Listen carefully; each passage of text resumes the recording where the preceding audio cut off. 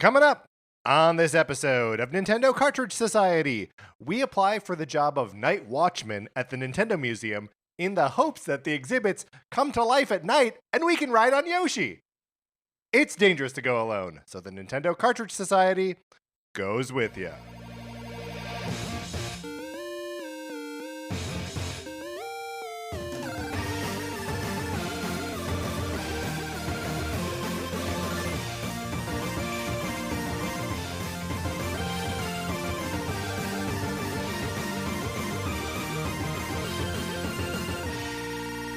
Welcome to Nintendo Cartridge Society. My name is Patrick Ellers, and I am joined, as I'm always joined, by my co-host, Mark Mitchell. We've got a good show for you today. We're going to be talking about the news from the week, including the details about the Nintendo Museum, which opens in October. And then on Thursday, we are reviewing what is missing from Nintendo Switch Online.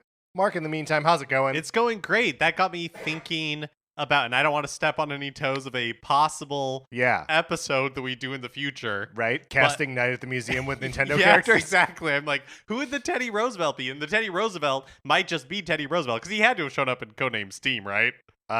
Maybe. There definitely are, like, American historical figures in Codename Steam, but, like, I think as far as presidents go, it's just Honest Abe. It's just Robot Lincoln, and then maybe Washington. Maybe George Washington is in there somewhere too. That game's wild, man. That's a game I've got to play. Maybe that's one for NCS Arcade. That's one for NCS Arcade, you bet. If you would like to support us in the our inevitable march towards playing Codename Steam for content, you can head on over to patreon.com/Nintendo Cartridge Society, where if you are supporting us at the 8 or 16-bit levels, you get access to our once-a-month episodes of miniseries that we are working our way through. We are now doing NCS Arcade. That's right. Season 2, the next game we're going to be playing and talking about in just a few days is Elite Beat Agents for the Nintendo DS, and I am very excited to talk about this game. Me too. There's still like stuff in there I want to unlock to have it, because maybe you can beat the game, but like it's so much just like score chasing, right? Mm-hmm. And like and all that, but like I don't know, canned heat on like that high difficulty level. Like I don't know, experience. Man. What an experience! If you are following us for free, you also get access to our email listener feedback episodes. Our Mega Man one is going to be posting shortly, and then we'll need your emails about Elite Beat Agents after that. So you can send those to us at Nintendo Cartridge Society at gmail.com. And then, if you are supporting us at the 4-bit level, you have access to NCS Detective Club. It's just all in there. So, like, have fun and enjoy it. Speaking of things that you can do, that's a bad transition. You should be in our Discord if you are not already. Email us, Nintendo Cartridge Society at gmail.com. And I will send you an invitation, and then you can get in there and be talking about Nintendo stuff basically all the time. One last little plug before we get into some debugs. We got a couple debugs here, Mark. But my Teenage Mutant Ninja Turtle source book, issues 1 through 3 are on store shelves now, and issue 4 is coming out shortly. So look forward to that. And we do have a few debugs this week, but I think they're all good debugs. It's good information. Right. Sometimes the debugs are bad information, and we don't like it. I don't like being wrong. We don't like being wrong. But in this case, I love it. This is additive, I feel. Yes, that's right. So last week, yes, we were discussing Ruberry. I don't know that we really settled on what this character's name is going to be called. I mean, or how it's pronounced. Yeah, we know the name is Ruberry. How it's going to be called. Yeah, it's okay. Look, we haven't been in the same like room for a while. An auctioneer is going to have to, right. Do I hear Ruberry? Do I hear Ruberry? Do I hear Ruberry? Yeah, so we were discussing Ruberry, Impa's older brother. Yes, that was revealed on the Japanese Legend of Zelda Echoes of Wisdom website. And we said at the time we thought that this was the first time we were seeing any of Impa's family. But Kyle in the Discord pointed out that that's not true. We know of at least 2, Pura and Paya. I've never had to really pronounce these names. I think if you just say before. These things with confidence, people will buy it. Don't stumble on these names. They're not real names. Well, the reason I knew that Paya had to be said a particular way because I was looking it up earlier. Yeah. And it is based on the word papaya. Okay. So Paya, and then Pura, Pura, right. like Purapad. Or And Purapad, we don't know. yeah, that's true. We don't know. Right. So I'm going to say it both ways. I said Pura. Now I'm going to say Pura is Impa's older sister, Uh-huh. and Paya is Impa's granddaughter. So, okay, look, I was sick as a dog when I said we've never seen Impa's family before. I totally forgot. I knew these characters existed, I guess. Yeah. But I did not. Well, Paya, I didn't really remember. No, yeah. So, and also, like, I don't know, the connections between these characters. Yeah, I had no. I don't think I had any real idea when I was playing either of these games that they were related to Impa, or if I did at some point, I totally forgot. But this just raises more questions that at some point I hope, forget the Zelda timeline. Who was Impa? Who did Impa have a child with? Yeah, this is I mean, where's that child? A great question. Yeah, we have a granddaughter, but it's this Donkey Kong Jr. thing. Missing generations. But anyways, thank you, Kyle. That is good information. Ruberi also, we learned, isn't the guy dressed in red with a parasail, which makes me a little bit less interested in him, if I'm being honest. He's just an old dude with glasses. Fine. He has like the Professor Egad glasses that have like the swirls in them. Yeah. And now let's talk about some debugs from Thursday's episode, where we were revisiting the Nintendo Switch reveal presentation to see which features ended up having staying power. At some point, and I can't remember exactly the context, but maybe it was just talking about Joy-Con in general, we were talking about the Switch Lite, and we must have said something about like related to the Joy-Con being like fused in a Switch Lite. That it basically like loses that functionality. Yes. And Jay Bear just wanted to remind us that you can still connect Joy-Con to the Switch Lite. It's just it would be a separate set of Joy-Con that aren't the ones that are like permanently glued to the side of the screen. Right. Yeah. Fused, glued. I mean, all of these things are right. Yeah. Who knows? Also on Thursday, ultra-handed. We were trying to think of games that have used the IR sensor in the right Joy-Con other than Labo. And we think maybe one of the WarioWare games, but we think so, but we're not totally sure. Yeah. And Maisai Ace let us know the Trombone Champ uses it. And I believe it is Meisei Ace that all the syllables rhyme. Meisei Ace. Yep. I think I've probably said that wrong every time I've ever said it. But yeah, Trombone Champ uses it as one of its many controller input methods. A game that is the method by which you control it is a joke. So like, they are using the feature, but as a joke. Yeah, kind of. Also, there was a lot of discussion about people either using the Joy-Cons in like separate hands as like a single controller. A lot for Super Mario Odyssey. But I don't know necessarily that was the feature that we were saying they didn't really like go back and like pitch with again. It's the like really splaying out on the couch in like a relaxed fashion to release the tension in your shoulders. Yeah, that's true. Although I think I was talking about like I generally don't play games that I don't feel comfortable playing games that way. I need to be like locked in. Right, you need to be like tight and tense. Yes. Yeah, that's right. But I honestly can't remember if I played Odyssey that way. I don't think so. I think I played it in the grip. Yeah, probably. I think I honestly don't remember either. I think I did all of Odyssey with a Pro Controller. But I could see why you would want to play Odyssey within like Joy-Con in each hand. Yeah, I mean it doesn't frighten me. To just be like throw sense. In the hat, the Cappy. Cappy around. Yeah. I think we're having a good night here. I think we're doing good tonight. Sword. I definitely played. Yes. With the Joy-Con in each hand. We have one other. It's not a debug, but Alana sent me a direct message on Discord recently saying that she's in the process of a big move and just found some Nintendo Power issues from the early 90s. There are 6 issues that I think you and Mark in particular would appreciate. So I've just opened these now. Oh, this is exciting. So I'm going to pull them out. Neither of us have seen. We don't know what these are in here. So first of all, thank you, Alana. Thank you, awesome. Alana. It's very sweet. So first, we got Star Tropics. Oh no, Star Fox. Yeah, sorry. Yes, you're right. Has a big fox on there. And it says Star Fox. I was maybe just like too quickly like adjusting for what are things of particular interest to you and This I. is so good. With all this stuff, it's really difficult to know if it's just nostalgia or if the artwork is just awesome. I think the artwork is just awesome. It's also so funny that they use the font that they use for like game titles. They use it on like every issue, and it's just like I don't know. It's really like dorky and bold, and I don't know. I just really like it. I feel like not enough is made of the Star Fox characters like cybernetic legs. That's a great point. Why do they have robot legs? Yeah, all of them.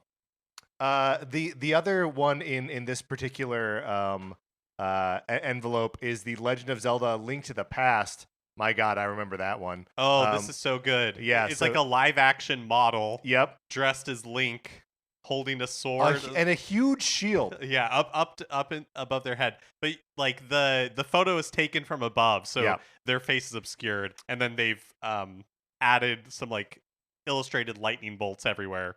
And that like those two especially together just makes me think of the Super NES month that we did at the beginning of lockdown, where we just played a bunch of Super NES games and had the time of our lives. Mark. Oh, this is very fun. Next, Battletoads and Double Dragon. Say no more. Say no more. Totally understand. Huge hunky picture of Rash on it. We have no choice but to stand. And then the original Battletoads. Wow. This art I don't really even know how to describe.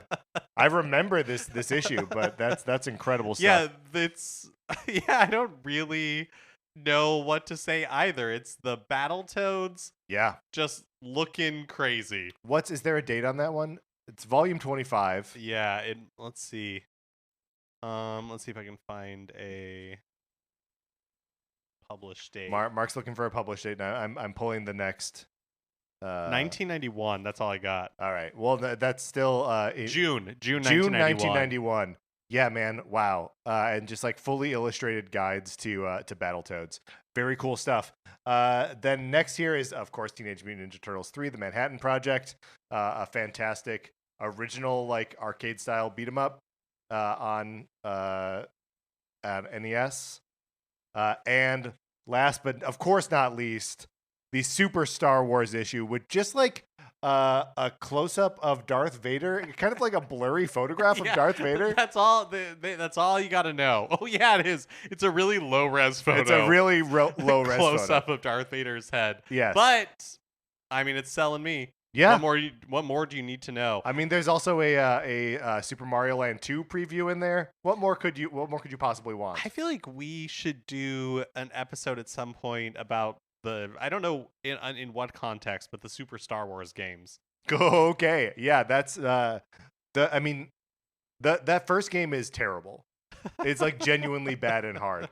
Is there a cool comic in there? What's the comic you it just looks opened like up it's Link. Oh yeah, it's the related, Link to the and- Past. Yeah. What a delight these are. Thank you so much. Thank you, for Alana. sending these, Alana. I just want to go through all of them. And look, here's something on one of the Mega Mans. Oh, Maybe yeah. the first Mega Man. The first Mega Man, yeah. Yeah, going through all the different robot masters. And again, like here are original drawings that aren't the like art from Capcom. Like Nintendo Power just must have had like a full art team that was just like drawing stuff all the time. yeah, there's so much illustration in all Yeah. of these. Anyways, this is so much fun. That's going in the NCS library. I'm very excited to revisit that library. I don't know, maybe every night before I go to bed. I'm gonna read every single one of those. It makes me so happy to see them. All right, Mark. Let's get into what we've been playing this week.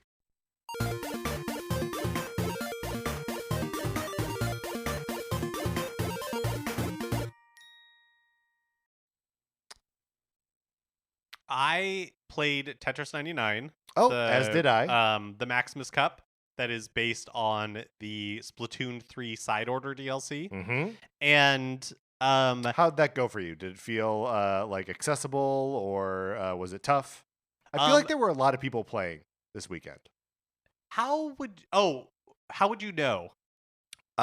Just because it felt more difficult to me this weekend than Oh, in uh-huh. previous not Splatfest, Tetris Maximus Cups. Sometimes I wonder about it, if it's all about when you're playing, Could because be, yeah. sometimes I'm playing like Sunday morning and I just get totally destroyed.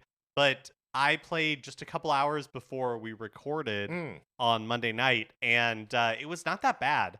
I did surprisingly well. I think I was able to get the 100 points in like 4 matches, which yeah, is pretty exceptional for me yeah, personally. yeah. Well, congratulations. Um, I I I did not eke out a win in this one, which I usually like to get one Tetris Maximus Cup, and that's usually after I've like already cleared it, uh-huh. whatever. But just to be like, there, I did one of those in this theme, and I played for maybe like 3.5 hours, and like couldn't get one. It was just Oh like, wow. all right, Um, yeah, I said oh wow because 3.5 hours. Usually I get enough for the 100 points and then I bounce. oh yeah, I Um, I had like 700 points or yeah, something by the yeah, end of yeah. it, but yeah. Um, what did you think of the theme? Particularly like the music is what stood out to me. Well, in what way did it stand out to you? Because I gotta say it didn't make a huge impression on me. I liked it, but So my previous like favorite theme was the uh-huh. Splatoon 2 theme, but that one used like the turf war music, and so it's high energy from the beginning, and then at the end in the final rounds, it just kind of like goes crazy. We've talked about Right. before that it uses that last like minute or whatever. It's the last 30 seconds Okay, music. yeah. In Splatoon 2, during the last 30 seconds, it's like the most extreme, like intense music. And in Tetris 99, that'll do that for the top 10. And you can be in the top 10 for several minutes at a time, and that's too long to be subjected to that music. But what I liked about this one is that, and I never got anywhere near the top 10, so I honestly have no idea how it ends. Um, but what I liked about this one is that it starts much more ambient, Yeah, and it's kind of like remains ambient all the way through, but the longer it goes on and like the higher levels that you get, it begins to add almost these like not discordant but like electronic sounds where it feels like it's yeah, like glitching out or something's going wrong, which I haven't played side order, but I wonder if that is like thematically appropriate yeah. for it. You would hope so since it was a side order theme. But yeah, I thought it was cool. I like this one a lot. Does it in any way make you want to dig into side order at all? You know, I've never gotten through the single player of any of the Splatoon games. Right, but this is like a roguelike sort of like challenge mode I sort of know, thing but that sounds even like that more sounds difficult worse for you. than Yeah. not worse, but just more difficult. Like I Yeah. tried playing Octo Expansion, and Octo it was just expansion is way hard. too hard. Yeah. But I thought this one's supposed to be really hard too. I think it is like a similarly engaging with difficulty, but I mean, we can turn it over to our Splatoon heads in the audience. Is Octo expansion or side order, which is harder? Maybe Yeah. someday if it comes to Nintendo Switch Online Plus expansion pack like Octo Expansion did, Yeah. I'll check it out then. I bought it because it has fallen in the year where I have to buy everything Nintendo makes. I decided it counts. Uh, but I've not turned it on yet. What else have we been playing this week? I bought and started to play Dead Cells. I saw you talk about this in the Discord. What was Yeah. the impetus for picking it up? I don't know. I was thinking that I wanted to play something that had like fun, snappy action to it, and I was like, you know what? I've been putting off Dead Cells. I don't really know why, but like it's been recommended to me forever. And so I played a little bit of it. I gotta say, like, I find the fighting and the platforming to be very satisfying. It's got a fun, cool environment. I'm just at the point in the roguelike where I don't understand its systems yet. And so I'm not able to wrap my head around like the progression or how like one run is different from the next. I did accidentally stumble into the Castlevania content on like my third or fourth run. And I'm not sure how I did that, and I'm not sure how to avoid doing it in the future. That's kind of cool. Like, I mean, maybe frustrating to experience, but like you were going through the world and somehow you stumbled upon Yeah, Or was it? It wasn't like through a menu. It was no, like in the game. it's like in the game. Oh, that's Yeah, funny. That's right. The game isn't very like menu heavy, so like everything is just sort of like experiential and as it comes. Which is also how you find your way into the DLC. So I'll be sort of chipping away at Dead Cells. But I mean, you know, we're getting chapters of. We'll talk about this in a little bit, but we're getting chapters of MEO the Smiling Man, Famicom Detective Club, and I think I'm probably going to shift over to just playing that. The only other thing I want to touch on is that I have continued to play Paper Mario: The Thousand Year Door. I'm in Glitzville right now, which is totally just the Golden Saucer. That's all it is. I know a Final Fantasy VII ripoff when I see one. And so I'm stuck in like a part of the game where you just have to keep challenging, like you keep having these combat challenges. And there's 20 of them that you have to do. And I've done like 7 of them. It just takes so long to like queue up the next combat challenge. And like everyone wants to talk to me and no one's as funny as they think they are. So I'm a little bit annoyed at the Thousand Year Door at the moment. But I look forward to continuing to play that game. Well, I was visiting family over the last week, and I have nieces and nephews who have reached the age where they're like more interested in video games. And so I talked about this a little bit on Thursday, I think, but I ended up playing a fair amount of Mario Kart 8 Deluxe. And this sounds really stupid. And if you have kids or interact with kids regularly, this probably comes as no surprise to you. But I always wondered why Mario Kart 8 Deluxe like defaults to those there's like 3 options you can choose there's from like the that are steering like correction buried within you have to press like plus or minus or whatever to bring up that menu. And it exactly, it has steering correction, it has like auto accelerate, and then you have the option between motion controls and, you know, using buttons, right? And it defaults to those on, which I always thought was really strange. It doesn't default to the motion controls, right? I think it does. Oh, okay, I think it defaults to motion controls.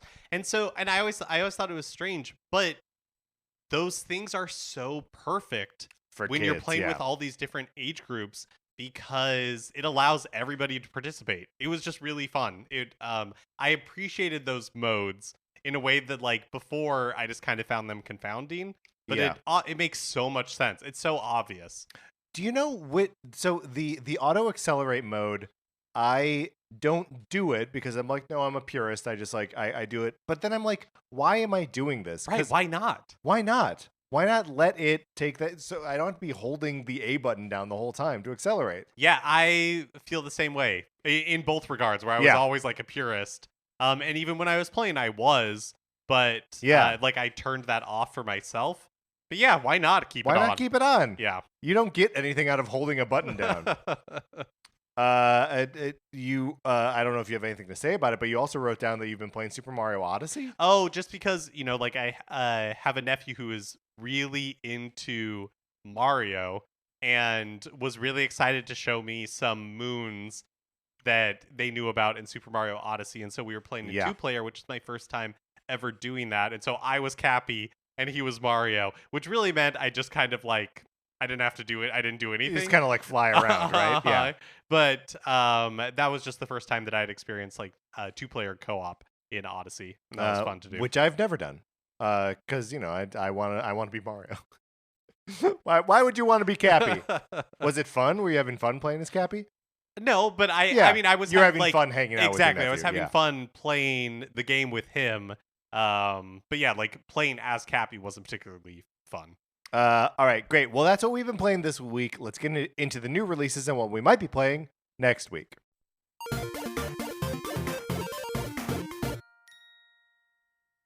So it's another kind of light week for new releases. And there's a couple that we can shout out here specifically, but I wanted to share this comment from AV in the Discord, which I really appreciated. So AV says, "You mentioned the lull in big releases, which is certainly true, but August is proving pretty strong for indie games. We've had the SteamWorld Heist and World of Goo sequels, and this week there's Arco, a pixel art action adventure RPG with an interesting looking combat system set in Mesoamerica, and Phantom Spark, very pretty F-Zero like. On the 27th, there's Crypt Custodian, a top-down action-adventure game. The dev behind that has made 2 previous games, Sheepo and Islets. The former is a platformer like their Mario, while the latter is a Metroidvania, their Metroid, which I've played and is excellent. Crypt Custodian is apparently their Zelda, and the feedback from the Steam Next Fest demo was very positive. And I love this because Yeah. none of these were on my radar at all. But that Crypt Custodian sounds pretty awesome, and that same developer basically is doing their version of like a platformer, a Metroidvania, now like a Zelda like. Yeah. That's a lot of fun. It's cool that all those things are like sort of just out there in the ether, and because we are a Nintendo focused show, we don't tend to like get super deep into the sort of like indie side of things. Like every now and then we do, where something catches our eye. We just don't kind of like default to that. There was also talk in the Discord this week about Bakaru, which is the sort of Goemon like game from Goodfeel that is being localized outside of Japan now. I don't know when exactly that's coming out, but I think in there's September. a demo. There's a demo out for it now. So Yeah. there's definitely stuff. Stuff is happening on Switch. It's just not super big stuff. Yeah, and always, if there are games that we're glossing over that Yep. you're interested in, Shout 'em out. that you think that we should have an eye on or want people to know about, yeah, definitely let us know and we can share it on the show. Today, August 20th, Stumble Guys is Which released. I just wanted to highlight this because I don't know what this is. Yes, It looks like a Fall Guys ripoff, it doesn't is. it? It's a Fall Guys like. Yeah. That was originally released on mobile and now is being released elsewhere. There we go. And then tomorrow, Wednesday, August 21st, the third piece of the Rift in Time DLC for Disney Dreamlight Valley is being released. This apparently concludes some sort of story involving Jafar, where he is both a villain and yet you are helping him. Which feels right. I gotta be honest. Call me Iago because that's exactly what the situation I would fall into. I know he's a villain, but I'm gonna help him out. And for our own special interests, I would say that the big release this week is a demo that you mentioned earlier, Patrick. Yep. For MEO, the Smiling Man Famicom Detective Club. And the way that they're doing this is in 3 parts. So yesterday, August 19th, the first chapter was released. And the prologue. There's like a prologue in chapter 1. And then 2 further chapters will be added automatically. Chapter 2 on August 22nd and chapter 3 on August 27th. And then, of course, you can carry your progress forward to the full version of the game if you end up buying it. Which comes out on the 29th. So that's like all 3. Oh, we're so close. We're 10 so days. close. Yeah. I mean, like it'll be on our new releases next week. So obviously you and I are both in the paper bag for this game. But are you going to check out the demos? I think I might just wait until wait till you got the whole thing. But I don't know. What about you? I'm sort of tempted to jump into the first chapter tonight when we're done. Because I guess I really don't know what to expect for how long they are. I don't know that I will play all of the other demos in the lead up to the release, but I kind of do just want to be reminded of the world of Famicom Detective Club. I want to see if my character name carries over from from the re-releases from a couple of years ago. So all that kind of stuff, I just want to wet my beak a little bit, and then I'll play the whole thing when it comes out. It's an interesting way to release a demo, to do it in chapters and over a few days. Yes. I have a theory that it's maybe to play on, because obviously the Famicom Detective Club series is more well known in Japan, has a longer history in Japan, because the games were not released in the United States at all or outside of Japan at all until 2021. Yeah.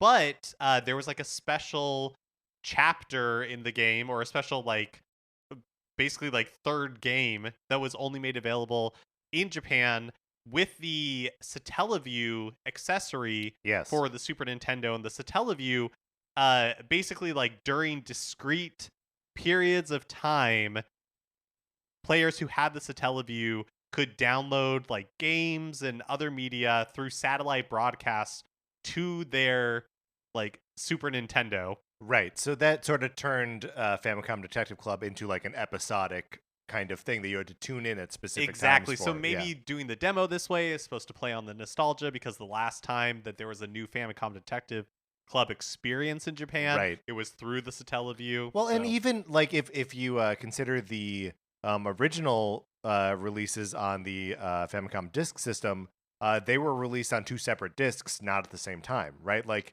the Forgotten Air was like Forgotten Air Part 1 and Forgotten Air Part 2, and you bought the two like discs separately. yeah, I guess So- you'd have to like go to the store and Yeah, take and like have it that's right. rewrite and everything like that. And I don't know if they were released at the same time or if there was like I think that too was like an episodic experience. So maybe that's just a little bit built into the identity of the thing, and I like that. I like Famicom Detective Club. I'm excited for this game. Yeah, I'm looking forward to it as well. All right. Well, those are the new releases. Mark, let's close the segment out. And now it is time for a regular segment on our show. It is time for 433. In 1952, American composer John Cage wrote a piece called 433, wherein a performer or group of performers didn't play their instruments for 4 minutes and 33 seconds. For the purposes of this show, our instruments are talking about Nintendo. So, for the duration of one performance of 433, Mark and I will talk about something not at all Nintendo related, thus fulfilling the contract of the piece. Mark, we at first you were like, let's talk about summer movies, and then it's like, oh wait a minute, the summer's almost over. Well, let's talk about fall movies. That's right. So we have this list from Brit.co of their 13 most anticipated fall movies for 2024. We're just gonna kind of like run down them and weigh in on how we're feeling about these Right? movies. Are we excited about these movies, or are we not excited about these movies? So first up, Beetlejuice in theaters September 6th. I don't know that I'm excited. I am curious. I'm curious as well. I hope that it's enjoyable. Yeah. I also hope for enjoyable. But it feels like I don't know, these like reboots and sequels like so far after the fact, Right. I feel like you can count the ones that are successful on one hand. It's also not like when Beetlejuice is over, you're not like, ooh, you know what I need more of? You know what I need to figure out is what happens next here. I right? also don't really like the character of Beetlejuice. Sure, he's mean. He's gross. Also, what's the last Tim Burton movie you liked? And is it Big Fish? Because Yeah. that was like 20 years ago. Up next, Transformers 1, which is that like Okay. animated Okay. origin story. Yeah. Like how Optimus Prime, maybe his name's just Optimus and this is how he becomes Optimus Prime. Right. I don't know if that's true. Here's the thing. I don't really care about Transformers. A that. B, this is the single worst trailer I've It's seen this year. We're definitely not the target audience. We're not. But just the fact that it only plays the Rolling Stones songs "Start Me Up," and it is just like the beginning of the hook that like "If you start me up," and it plays that like 9 times in this trailer. Looks I could awful. do without this one. I could do yeah. without this. Next up is a movie with Aubrey Plaza called My Old Ass. I don't know what this is about. I don't know what this is either. Coming of age movie, giving advice to your younger self. I mean, I don't know. I like Aubrey Plaza. Next is His Three Daughters. Another one, I don't know what this is. It's a Netflix movie. Do you know what? I can already tell that this is going to be a pass for me, because the end sentence is, this fall movie and all its performances is as raw and unflinching as grief actually is. Starring Carrie Coon, Elizabeth Olsen, and Natasha Lyonne. It could be really good. I absolutely believe it. But it's, You I don't can already tell want it's to too be sad bummed for me. out, right? It's too sad for me. Mark doesn't like to be sad. The Wild Robot. Okay, I did see an ad for this. Yeah, they were playing it a lot during the Olympics. Yes, I good point. think this looks terrible, Uh-huh. but the Iron Giant wasn't sold very well, and this seems like it's trying to be the Iron Giant again. Right, but from DreamWorks. So Yes. it's like how well do you how can one trust that? Right. Yeah, I think it's probably a no from me, but we'll see. Next up is Wolves. This Brad Pitt, George Clooney movie where like they both made like $200 million or something. And I think Apple just I don't think this is releasing in theaters anymore. Or if it is, Oh, really? if it is, it's very like short. And then Mm. it's going straight to Apple TV It's Plus. getting the Horizon Chapter 2 treatment. Right. Poor Kevin Costner. And this is directed by John Watts, I think. Okay. It could. Here's another one. Yeah. I hope it's fun. It's a Beetlejuice. Yeah, I feel like this maybe has a higher ceiling than Beetlejuice for me. Pitt, Clooney, I mean, I don't know. I like that. Yeah. Amy Ryan, sure. Next up, we got Joker, Folie à Deux. Lady Gaga, Joaquin Phoenix. I didn't see Joker. Did you see Joker? I did not see Joker. Yeah, no. I don't. This is a corner of the world that I just do not care to explore. I think we're gonna keep going down the list here because there are only 13 movies. And, Okay. but now we got to go fast. We Live in Time. The only thing I know about this is the poster that they released that has that kind of like goofy looking horse on it. Right. But Andrew Garfield, Florence Pugh. I don't like Andrew That's a Garfield. yes from me. Okay. Next up is Venom: The Last Dance. Never seen any of these. The first Venom is crazy. I liked it a lot. I didn't see the second one. I'll probably see this one. Next, Red One. Okay, I saw a trailer for this in front of Twisters, and it looked to me deeply unfunny. Yes, I agree with that. This is the Rock is Santa Claus. Uh-huh. He's like buff Santa Claus, and Chris Evans is like a bodyguard who has to protect buff Santa Claus, Or like a bounty hunter that has to like track down Santa Claus. It's a hard no from me. Next up, we got Gladiator 2. Sure. Yeah, I like the original Gladiator. Next up, we got Moana 2. Yeah, okay. I like the original Moana, and it seems like they're fixing their mistakes and they're bringing the pig on the boat with them this time. That has been a real thorn in your side. I won't shut up about it. Justice for Pua. And then finally, Wicked Part 1 coming out in November. Tell me what your thoughts are about Wicked Part 1. I don't really like Wicked Right. that much, but and I think that the second act has worse music than the first act, and so it'll be interesting to see how they make the entire second act. I guess there's a lot of incident, there's a lot of stuff that happens, but there's not really songs that I look Right. forward to. But in this the is we're second just act. talking about Part 1, and Part 1's going to end with Defying Yeah, Gravity. Part 1's And probably gonna be. It seems like it's going to be pretty Yeah, good, I think it's right? gonna be pretty good. Okay, so like we think maybe pretty good, but also neither of us really like Wicked that much. But the songs I do like are in the first part. Yes. So yeah. We were accompanied today by pianist Kyle Shaw. All right, Mark, let's get into the news.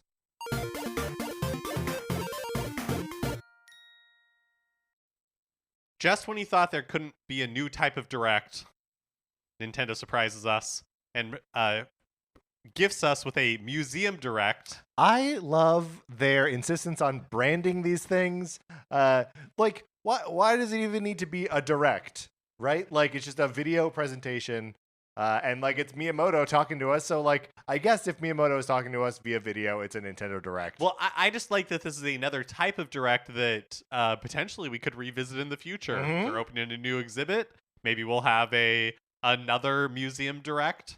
And Yeah. now when insiders are chattering about, ooh, there's a Direct coming next Right, week, it's be just like, another well, yeah, flavor. but it's a museum direct, Right. and maybe they can do it for other museums too. That Like, would be fun. right, like the Field Museum in Chicago. Yeah, or- at the Football Hall of Fame. Sure. Rock and Roll Museum. Yeah. But yeah, so the Museum Direct hosted by Miyamoto is about 10 minutes long. The big news is that we learned that the museum opens on October 2nd, and it's located in Nintendo's hometown of Kyoto, Japan.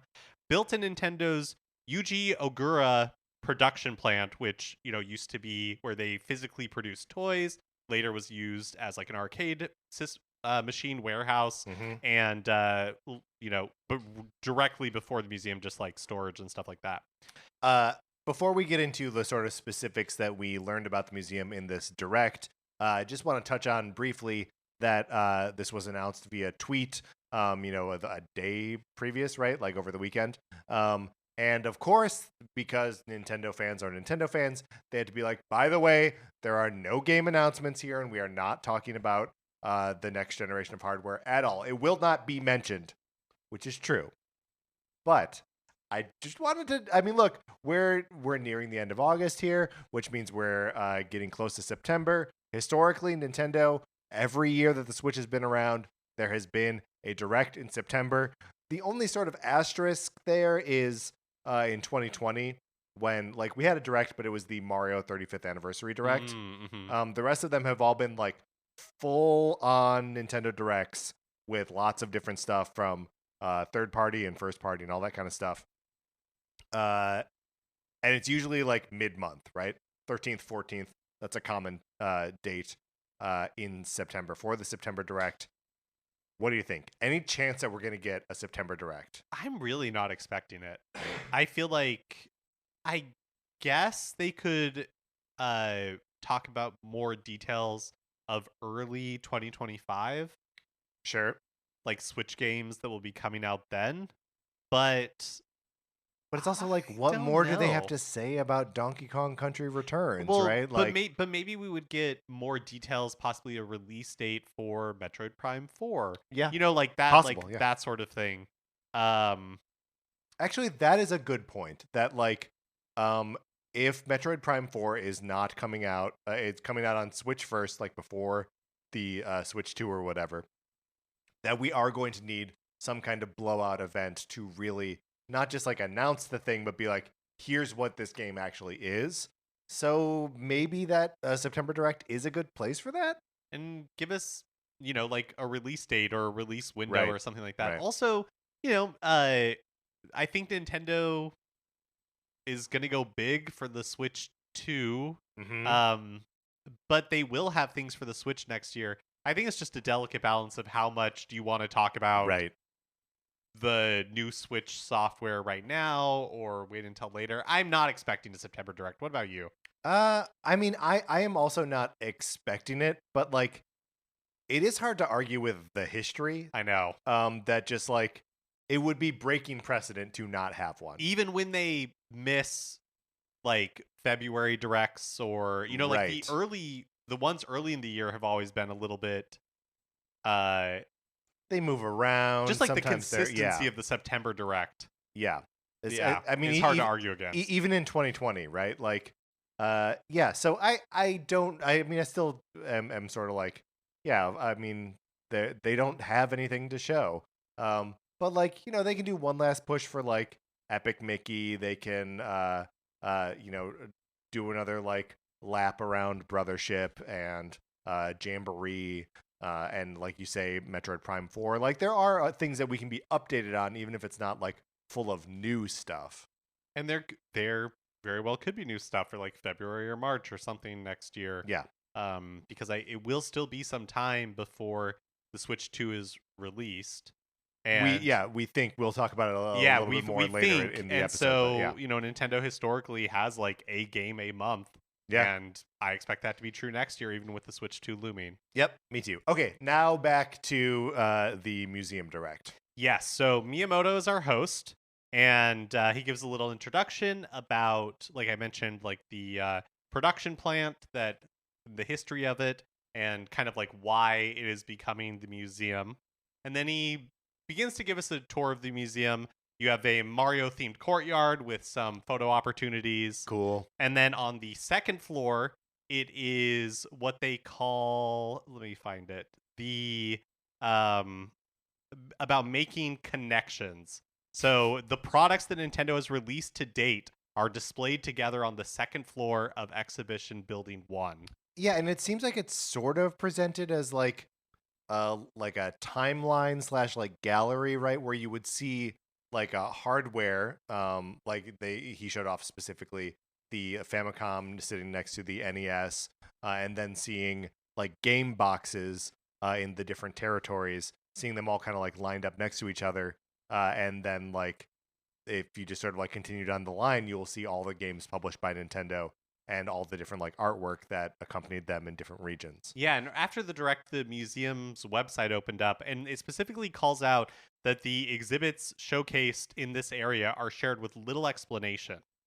Interesting, yeah. And which is very, I don't know. One of my big questions about the museum and one of my big impressions about the museum is that just from what they showed us, distinct areas have that Nintendo sense of play, but the overall aesthetic of the museum is not like it's not like Super Nintendo World at Universal Studios. Right. You know It's what I less mean? toy-like. It feels like it is kind of more set up in in a sterile kind of way. Yeah, like it is very much like a museum, and I would be. And look, on the we were joking in the Discord afterwards, but it's true. I think the Virtual Boy will be represented here, Yeah. and I like the Virtual Boy is on their website. Like I think that those sorts of things that Nintendo as like the um company that is doesn't really deal with, right? They don't really talk about the Virtual Boy. Sometimes, very occasionally, pops up as Easter eggs, Yeah, but sure. there's no Virtual Boy catalog on Nintendo Switch Online or anything like that.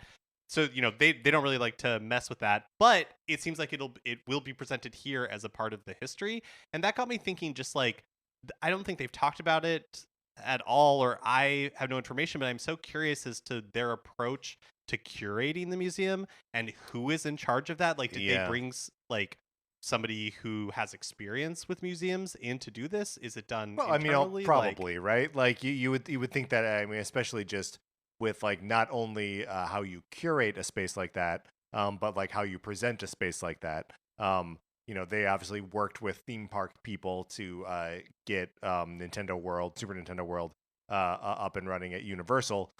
So like, yeah, you would think like I'm sure they are leaning on their own like archives of this stuff. But yeah, I mean, they got to be working with pros on this. I do think it's interesting that like for as much of their like product history as they seem to have on display, it doesn't look like they are showing off too many like there's not like work in progress stuff, right? Like you didn't see any galleries of like early art for Super Mario or whatever, right? That what you're seeing is like the fruits of Nintendo's actual production and not the steps along the way that got them to those individual products. Yeah, that is interesting, and um, not what I was anticipating when I heard that there was going to be a Nintendo Right. museum. Right. Like, I can understand that there's probably a lot of stuff that they want to keep private, especially because like discarded ideas for a Mario game Could come back. could come Yeah. back. But it would still be really cool to see. Like, I remember at the Academy Museum in LA, they were hosting like a studio or a Miyazaki from Studio Ghibli Yeah. like exhibit, and one of the things that was really neat for me was to see the original like animation drawings or like the cells Right, and like to right. see like so it would be what I was kind of hoping that the Nintendo Museum would have like here's the original paper like that like the planning document for the original Super Mario Brothers, Right, the or kind like of the stuff that pixel we art or like yeah. that. Yeah. The kind of stuff that we saw around the release of Super Mario Maker, Yeah. right? And Mario Maker 2, where they're like, oh yeah, here's like the actual grid paper that we drew like level 1-1 on. That like that's really cool, and it doesn't seem like those sorts of materials are going to be part of these displays. And that's kind of what I want to celebrate in a museum like this is not just the finished shiny product, but like the labor, the art that goes into creating it. Right. Well, and it's like it's interesting too, because like as they were showing off some of the like pre-video game products, there are some of them that we know that are more toy-like, like the Ultra Machine, the like pitching robot thing. Did you see Twisters in there, which Twisters makes me wonder in if there, yeah. they were the like distributor of Twister in Japan? I mean, for a time or yeah, something? I mean, maybe. And so like board games and card games and stuff like that. All of that, I'm like, yeah, okay, I can sort of like see how this is like part of the narrative. But there's also a stroller in there, and it's like, that's just like a consumer product that Nintendo made, and like I don't know, it's harder for me to see that as part of like the linear narrative of like what Nintendo is or like why I'm interested in Nintendo. So like, yeah, it just to me it feels a lot more like a Nintendo product museum than anything else. Yeah, which is just not what I was expecting. Like, I I still think it's cool. I think it's cool too, and I definitely want to Yes. would like to visit, but I don't know. I'm so familiar with an NES. I'm so familiar, that like This is an excellent I point. don't Yeah. really get that much from looking Well, Mark, at an you're a NES. fossil. I know, You're- yeah, and yeah. no, and that's like completely fair. But like, I don't really know how much I gain from looking at the Wii U library of Nintendo Yeah, first party right, published titles. right. Like what and so what I was interested in a Nintendo museum, like what really excited me was the idea of like there, and this could still happen someday. It's like, yeah, let's do a deep dive into the creation of the Virtual Boy, of the Wii U, of the Right, Nintendo right, Wii, right. and let me see these like let me get some insight into the process. I think Right. that's what I I want to wanted. walk into like a small dark room that has seating for 12 people and it's playing a 7-minute video on repeat of people explaining when they discovered they could do stereoscopic 3D Right. with the 3DS or And whatever. and that's why it's such an interesting choice to me to be like, we're presenting this without comment, because I do I want kind of comment. want that. I Yeah. want that. I would love that through line to be like, yes, we created this baby stroller, Right. and that's such a like that's a part of Nintendo history that eventually led us to this. And instead, like you said, Or it's a even, Nintendo like, product. Yeah, with a Nintendo product without context, because it could either be it led us to this, or this was the path that we were on when we were doing this, and that dead ended here. Yeah. But like, here's why we're on that path to begin with. I'm curious, why did Nintendo make a stroller? It doesn't make any sense. Right. But like, that's not what this is, and what's interesting is how, because sort of in its place, in addition to like these sort of products being presented without comment, there are these sort of like interactive playable experiences, and it's just sort of like Nintendo again doing what Nintendo does, and they're like, no, we're not telling stories, we're presenting you with gameplay experiences. Right. So And- instead yeah. of telling the story of themselves, they're like, why don't you just play with these things? Yeah, and they are taking parts of Nintendo history and making them playable for modern audiences Right. in like interesting ways. Can we talk specifically about the Ultra Hand thing? Yeah. So there are these like so the first floor is where all of these like interactive playable sort of experiences exhibits are, and there are 8 of them. You can check them out on Nintendo's website. But they showed off 3 of them here. The first of which being the Ultra Hand batting practice room. So it's like Ultra Machine. Ultra Machine. Sorry, you're right. So the Ultra Machine, pitches like little wiffle balls at you, and you swing a bat. And the rooms are all made up like rooms in Japanese apartments or From or like some, the 1970s. right? Which is like concurrent with the release of the Ultra Machine in 67 and 70. I'm not something sure. like that. 60s and 70s. And when you hit various areas in the room with the ball that has been pitched at you, something happens. Like the Nintendo product in that space activates in some way. So maybe it's like a little Pikmin that moves around. Maybe it's that like die cut machine that like prints a little something. And that's all like cool, but I'm kind of like, I want to know more about this die cut machine and like where it comes from and why it does what it does. Yeah, and another one on here is the Love Tester SP. Yep. And you stand in front of a monitor, 2 people join hands and work together on tests that measure their love level. And it's like, okay, the Love Tester must be a Nintendo product. It is, yeah, and because you'll see it in like WarioWare games and stuff. And it's not that the stuff they showed wasn't fun. Like the Ultra Machine thing looks cool, like that. I would want to do that. The big controller thing is hilarious. Yeah, it's very funny. I want to play, especially the big Wii remotes. I want the Wii remote so badly. I would buy It's one of those. So if I funny could. to watch. Yes, Just in the background, like 2 of the museum employees like lifting one up to play some paper airplane it's game. So funny. From Yes. like Wii Party or something like that. Like all of that like looks entertaining and is really fun, but to me it just, and I obviously would crawl through glass to go to this thing. Of course. But it just Yeah, I feel like we're coming down on with like a negative tone on it, and I think this is cool. I think it's cool. It's just not what I want out of a Nintendo museum. Yes. Well, because also, okay, like all of these playable experiences, none of them are going to be as fun as playing Super Mario Brothers at home, sitting on your couch, right? And we've all been to like, arcades that have like big weird experiences where there's like a hungry hippo where you ride the hippo, or like an escape room style video game experience, or like virtual reality or whatever. And like those things are fun, but like it's just always going to be a lesser video game experience to like just playing a regular video game, right?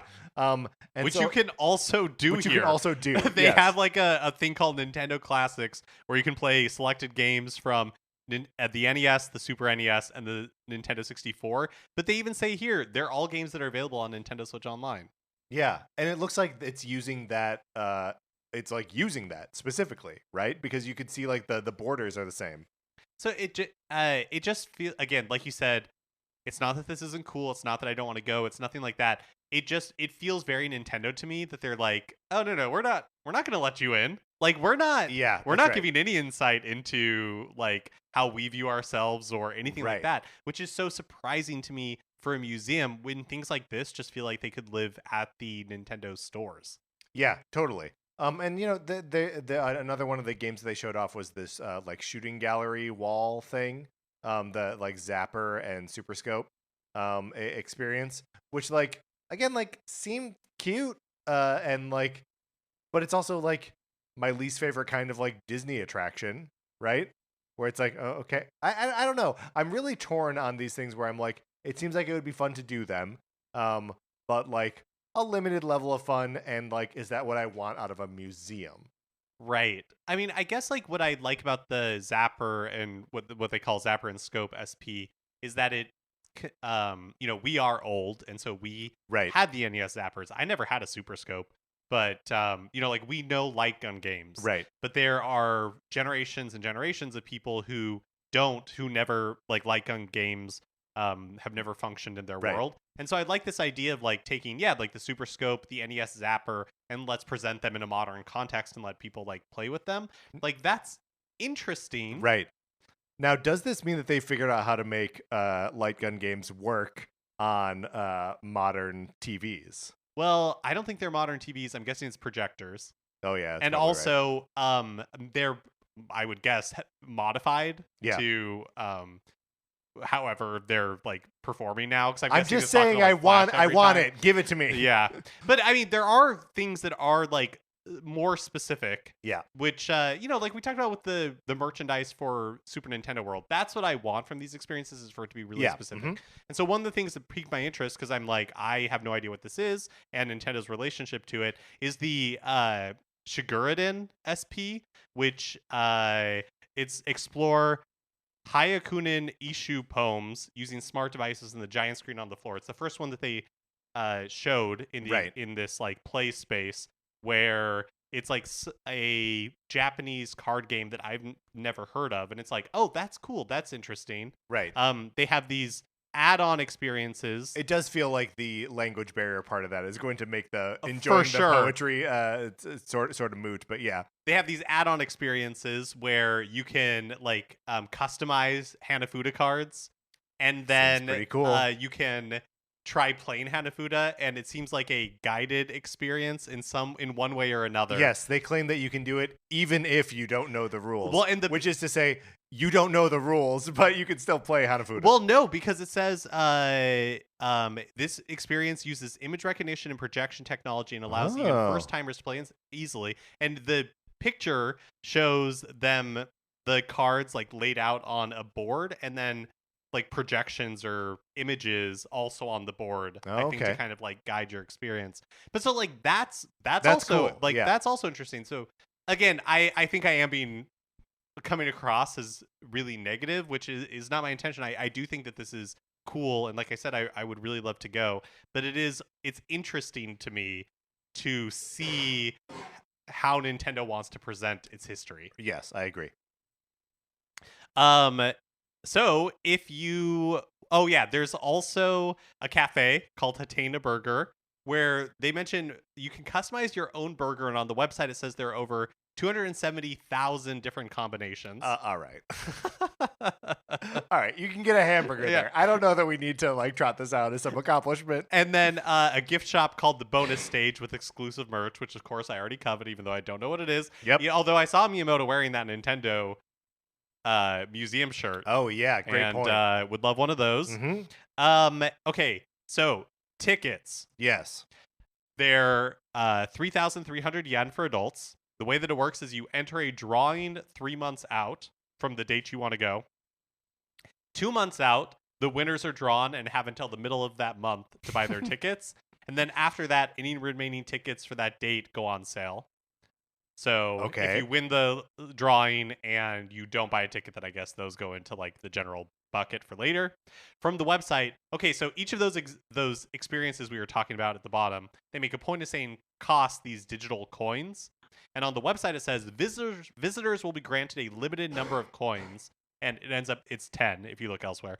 Upon entering the museum, because coins are limited, visitors will not be able to experience all of the museum's interactive exhibits in a single visit. So they are obviously trying to control. They're trying to be able to service more people than they would be able to if people just had free reign to do whatever they want whenever they want. But that also feels a little crummy, doesn't it? To have these like limited tickets, limited points of entry for these experiences. Yeah. But you're totally right that it's to manage demand, because I think it's going to be impossible, basically. Yeah, absolutely. To go to this museum for at least a decade. Also, another cool thing is that the tickets are these special customized tickets. When you sign up for the lottery, you have to do it with a Nintendo account, and so you can have the ticket be the Mii that's associated with your Nintendo account, or there's ones that aren't Mii related. So that looked really cool. Also, in the more information about the museum, they say that photos aren't allowed in the exhibition area. Oh. So the part where it's showing all the different products and stuff like that, you aren't allowed to take photos of there. Okay, now so that's interesting, because they also, for the what's the name of the poetry thing again? I'm sorry. Oh yeah, the Shigureden SP.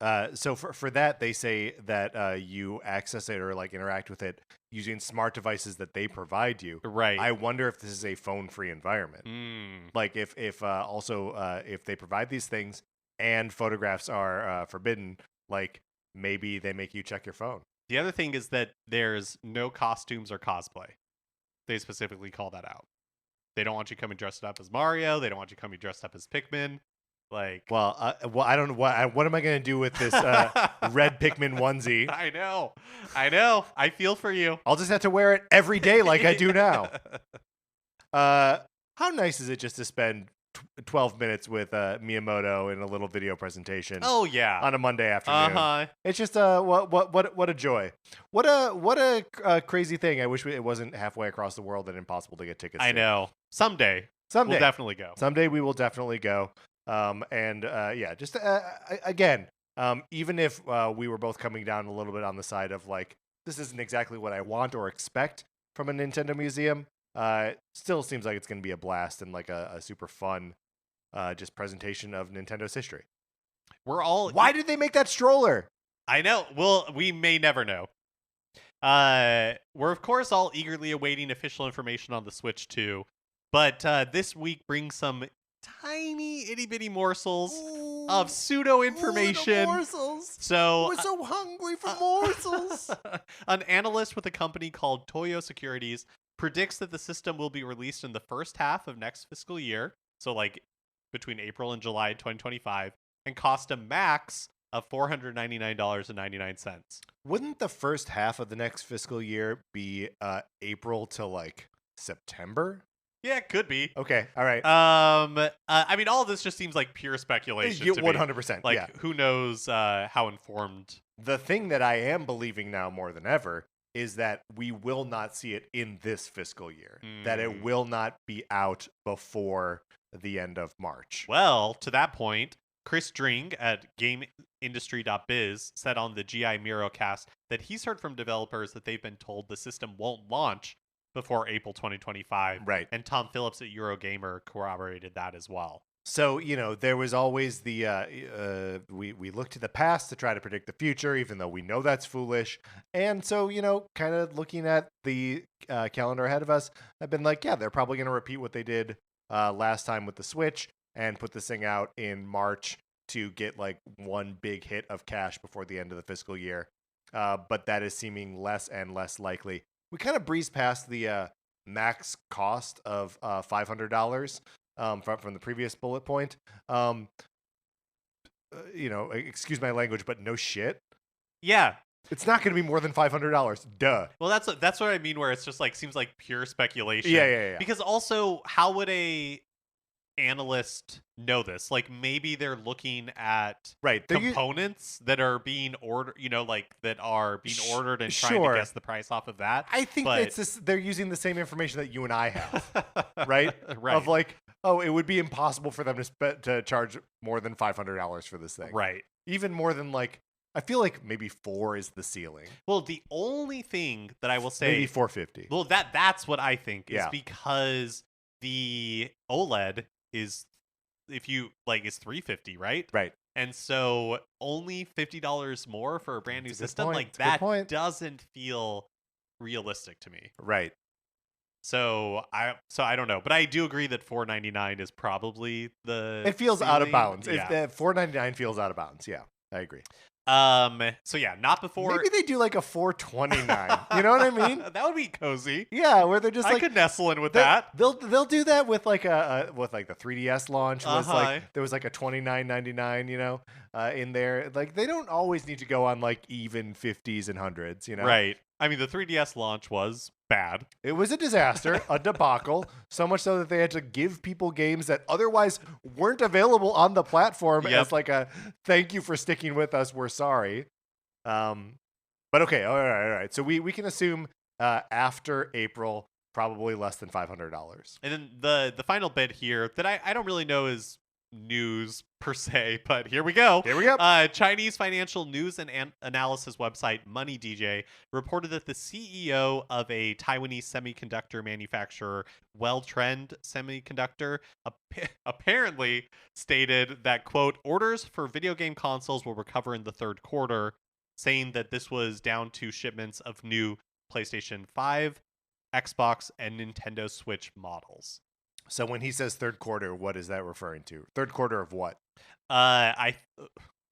Somebody's fiscal year, maybe Well-Trend Semiconductor's fiscal Sure. year, and I didn't look And up we to don't see know when when that would was. be. Yeah, but that okay. would be the end of let's say they're on the same fiscal year as Nintendo. Then the third quarter would be like the would be the fall, like coming up September here. through Yeah. December. Right. Yeah. Right. So if they are cranking out the consoles during that time, that doesn't totally fit with like the narrative that I feel like we've been sort of fed, that like Nintendo has been working on shoring up like hardware so there won't be.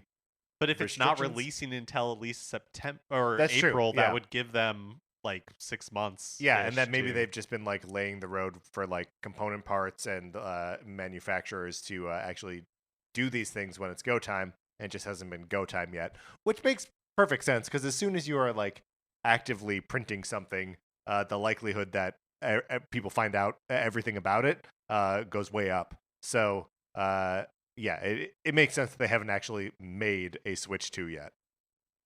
Last weekend was the Pokemon World Championships. Sorry, let me go back to Switch 2 for a second. Yeah. Do you think that there's any chance that the September normal like direct would Here we be go. the first information about like the first tease about a Switch 2? Possibly a tease, but I'm still sort of like, I think they want this Christmas. I think the one last Christmas with the Nintendo Switch, which means they're not going to tease us with. I sort of think like it could be early January, and it's like, yeah, here it is, time for Switch 2, which, the other thing about like Nintendo is that they always move on to the next hardware on a timeline that feels just a little too late. Yeah, right. Totally. And I think we're probably living in a little too late already, but they'll push a little too late as long as they can. Also, look out for One Last Christmas with the Nintendo Switch, the heartwarming storybook that Patrick and I are writing right That's right. now. That'll be coming out very soon. And we're actually launching that a day and date with our new hit single, One Last Christmas with the Nintendo Switch. That's right. It's a multimedia project. Like Sweeping the nation. Yeah, like what? like Star Wars. Yeah, Shadows of the Empire. Shadows of the Empire. Right. Or like the Italian Christmas donkey whose name we can't ever remember. It's not Christopher. It's not Christopher. Not Horace. Dominic. There we go. Yeah. Last weekend was the Pokemon World Championships in Hawaii, and there were a couple of announcements out of it that I wanted to mention.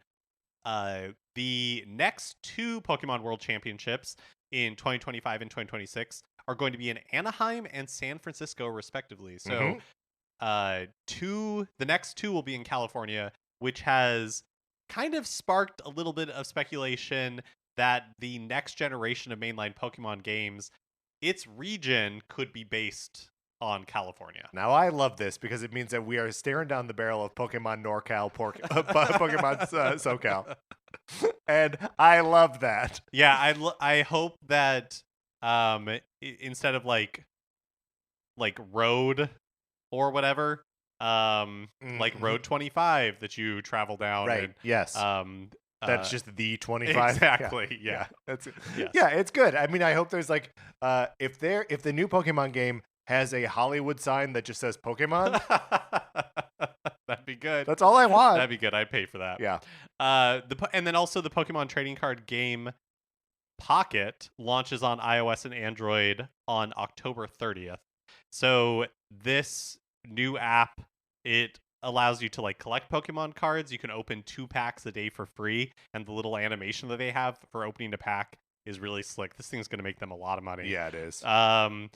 There will be exclusive cards and special immersive card designs that you can kind of like zoom into the world of it. Yeah, we talked about this a little bit when when it was revealed, but yeah, the card art, they are really like blowing it up in a way where you can experience it in a more like holistic way instead of like just getting one little stamp-sized image. It also will have a streamlined battle system and the ability to trade cards with other players. And it looked like some sort of achievement, like stamps sort of thing where, it was showing in the trailer that it's like, oh, you unlocked 100 cards. You unlocked 50 cards.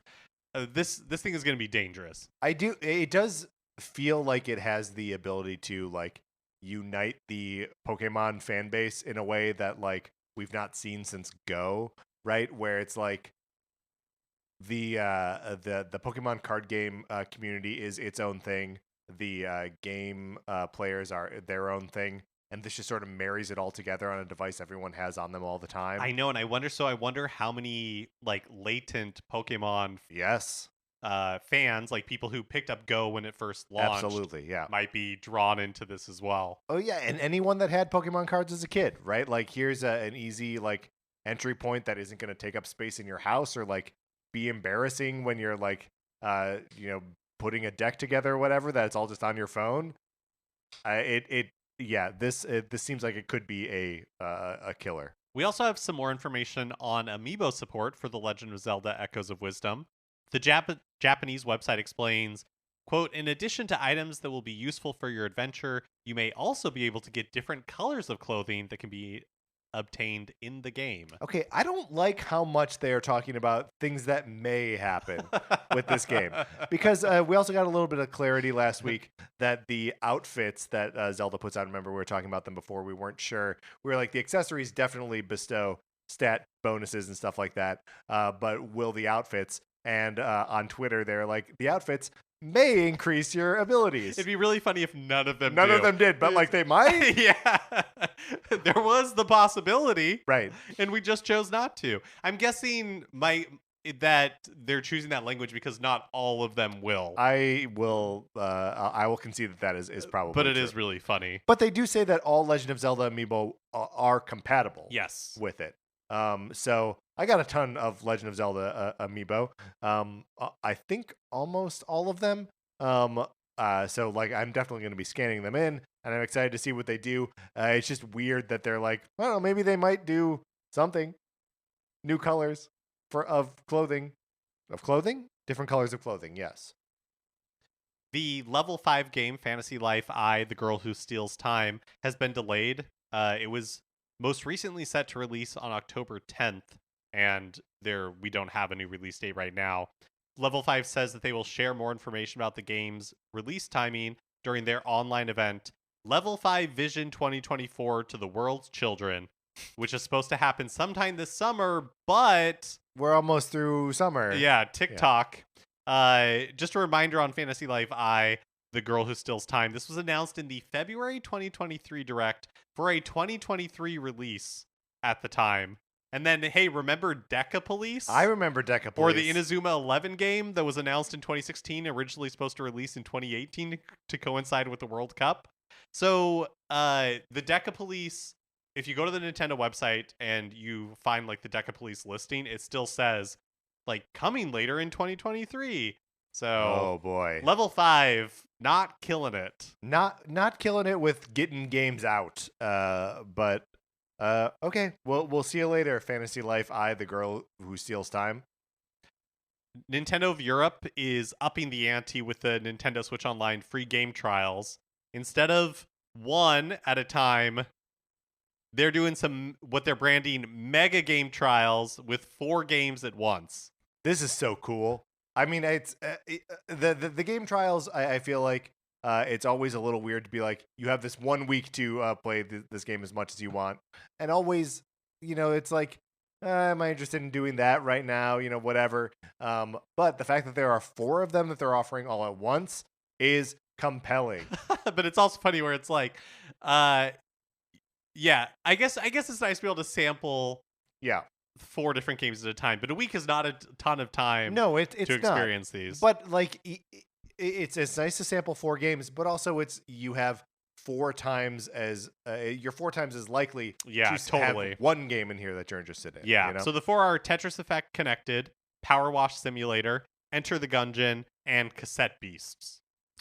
Cool. Yeah, and it runs through August 25th. Mark, when do you think we see our first mega game trials? Oh man, I don't know. Nintendo of America feels stingy with this sort of stuff. Yeah. They other places will get deluxe versions or cool pre-order bonuses that Nintendo of America never gets. Also interesting that none of these are first party games. I don't really, and they're not. They are frequently not first party games, these game trials. I just wonder how they work that out. Right, how they're chosen. Another mysterious thing where I would just love to be a fly on the wall. It's probably not that interesting. It's probably some like marketing agreement that they have. Yeah. Promotion relationship with third parties. Yeah, because it's just like I can imagine what it takes to be like part of like Xbox Game Pass, right? Or like part of the PlayStation Plus like free games. But like this is a game that's free for a week. And it's like, do you want that or do you not want that? Right? Like, it seems like it's just an extended. To me, if I'm a publisher, I think I want it because it's promotion. Right. My game will be mentioned, and it's like a demo. Basically, it's like an extended demo. Yeah, sure. And it's not likely that you're going to lose any sales on like people who played the whole game during that week and then never touched it again. Right. Yeah. But maybe, I don't know. But you probably like a small amount, but were those people going to buy it anyways? No, probably not. Yeah. Finally, Gamescom starts today in Germany and runs through the 25th. No major Nintendo news is really expected out of this. But before you ask, Jeff Keighley has specifically said that Hollow Knight Silk Song won't be featured at all. Which, of course, is the perfect cover. And has led me to believe that we will get a release date and maybe even a shadow drop. That's right. Silk Song coming out this week. Take it to the bank. All right, Mark, let's get out of the news. And that is going to do it for this episode of Nintendo Cartridge Society. Remember, if you are not in the Discord, you should email us, and I will send you an invitation. You can pop in there. We can talk all about how we're never going to make it to this museum, even though it seems like it'd be fun. Anthony DeLuca made our logo. Our theme music is provided by 8-Bit Betty. You can get more of his music by going to 8bitbetty.com or by listening right now.